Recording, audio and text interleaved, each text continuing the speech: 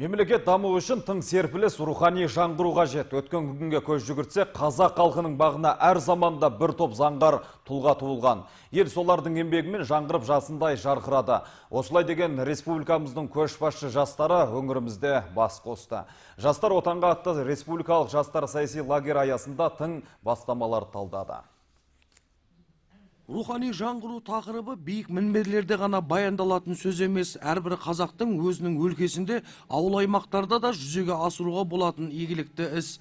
Тренингке арнайы шақырылған саясаттанушы Айдос Сарым ауқымды мәселені жастарға осындай қарапайым мысалдармен ұғындырды.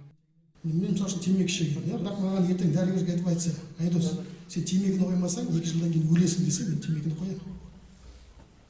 Сен үйтпесең, басқа деген. Яғни адам жақсы кезде жақсылыққа ұмтылмайды.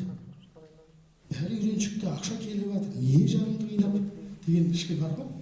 Яғни бүгінгі қазақтың күйіз үрдісі бұл өте бір жақсы және мардымды өзгеріске апарады деп сенемін. Бұл жиынға республика бойынша 100-ден астам белсенді жас қатысты.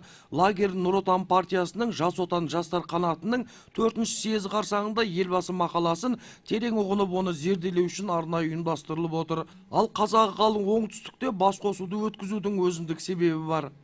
Негізінен оңтүстік Қазақстан жері, қаймағы бұзылмаған жер, бізге осы басқа елді мекеннен, Қазақстан басқа өңірлерінен келген балаларға ол негізінен өте үлкен тәрбие ретінде, өйткені мына жақты көріп, мына жақта болып жатқан экономикалық өзгерістерді, мына жақта болып жатқан рухани жаңғыру бойынша енді жасалынып жатқан жұмыстарды көріп, өте жақсы тәжірибе алмасып жатыр. Жастар отанға дегеніміз, енді ол әрине біздің партиялық жобалардың бірі аясында өткізіп жатқан шара. Өздеріңіз білесіздер, Нұр Отан партиясының 7 жобасы бар, соның 2-і жастарға арналған, ол сәтті қадам жастар отанға.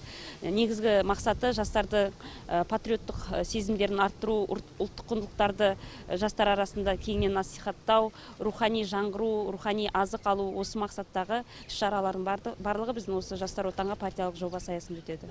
Төле би ауданындағы Алматау демалыс аймағында аялдаған белсенді жастардың жиыны 3 күнге созылды. Басқосу барысында Асхат Садырбай, Тұрар Әбуов, Елена Данилова сынды жастар арасында беделі биік лекторлар тренинг өткізді. Өңірімізге арнайы келген жастар шара соңында облысымыздағы тарихи һәм киелі жерлерді аралап, рухани қанаттанып қайтпақ. Төле би ауданынан Кенжехан Дүйсенбі, Руслан Рүстем, Мұхан Молдадос, оңтүстік ақпарат.